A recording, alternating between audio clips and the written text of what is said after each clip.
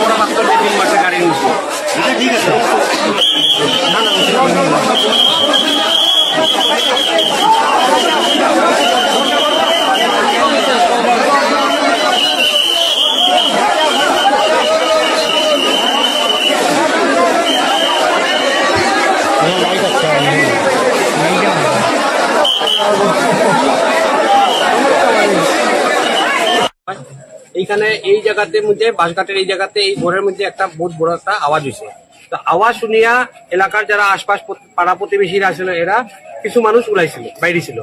কিছু মানুষের বেশিরভাগ মহিলারাই আসছিল। তখন এখান থেকে আবু মজুমদার তার ঘর থেকে বাইরিয়া আইয়া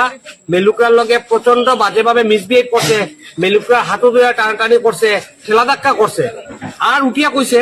এই পাড়ার যত বাংলাদেশি সকল আছে সব বাংলাদেশি আমরা বাগাই দিব, এই পাড়ার মধ্যে সব বাংলাদেশি থাকে। তারে কে অধিকার দিছে পাড়ার মানুষরা এখানে যারা শিলচরের যারা বাসিন্দা এরা বাংলাদেশি কোয়ার? হে নিজে ইন্ডিয়ান না বাংলাদেশি এটা আগে প্রমাণ করুক। কিন্তু কিভাবে হে পুরা পাড়ার মানুষকে উঠিয়ে হে বাংলাদেশি করলে যে এখানে পাড়ার মধ্যে সব বাংলাদেশি মানুষ আছে আর সব বাংলাদেশি মানুষরা আমি এখান থেকে বাগাই দিব। তো আমরা পুরা পাড়ার মানুষের এখানে মধ্যে ডিমান্ড যে তারে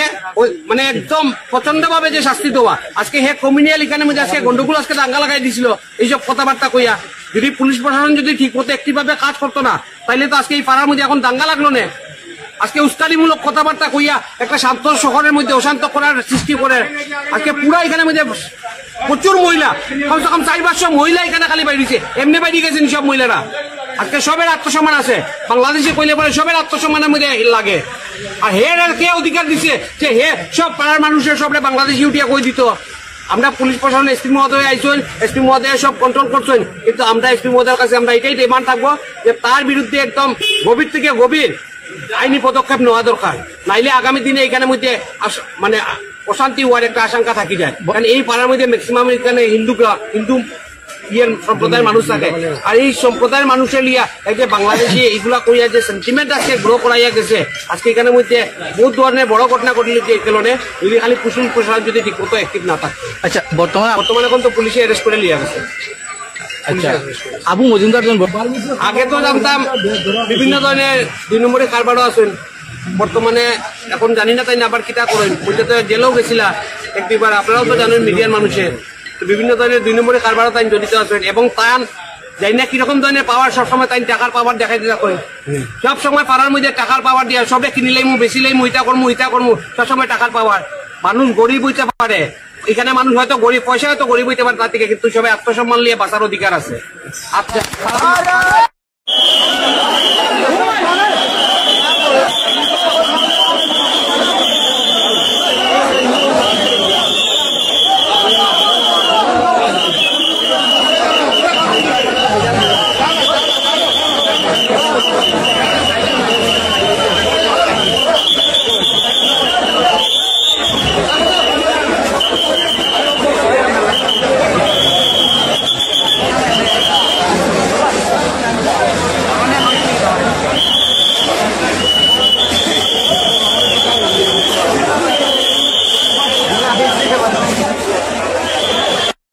আবু মজুমদার এর লাগে তাই তো এখানে ব্যবসা চালাইয়া এখান থেকে কই থেকে মানুষ নিয়ে আইসুন আমরা ডাউট ফুরা যে এখানে বাংলাদেশি মানুষ বা মুর্শিদাবাদ থেকে আনছে আনিয়া উগ্রবাদী ছাড়া তো এখানে আমরা প্রথম ফার্স্ট দেখলাম আপনি পাড়ার প্রতিবেশী সবাই জানে যে এখানে তারা কেউ দেখছে না তারা জানে না আর তাই সিন্ডিকেটের লগে আগে আমরা নিউজে দেখছি তাই ধরা খাইছিলেন ছুটি যান ছুটি যান সুপারি সিন্ডিকেটে ধরা খাইছেন ধরা খাওয়ার পরে অ্যারেস্ট করেছেন তাহলে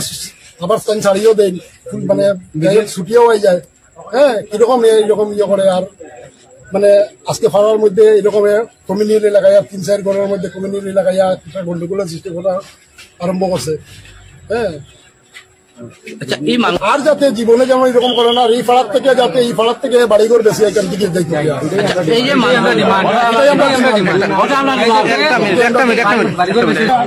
দেখার মধ্যে 8-10 জন আছে কয়দিন থেকে আছে আর অমনে করে কি তাই কেন তারা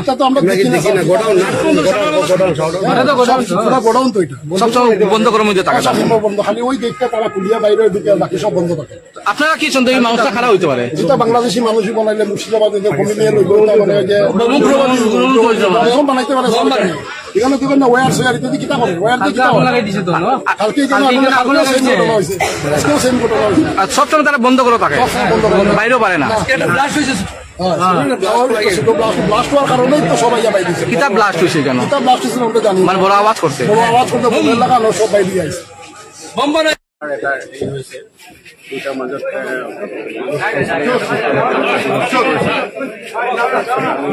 পুলিচ কৰাৰ পাছত আমি ৰাইজক বুজাওঁ ৰাইজে বুজি তেওঁলোকে ঘৰাঘৰি হৈ গৈছে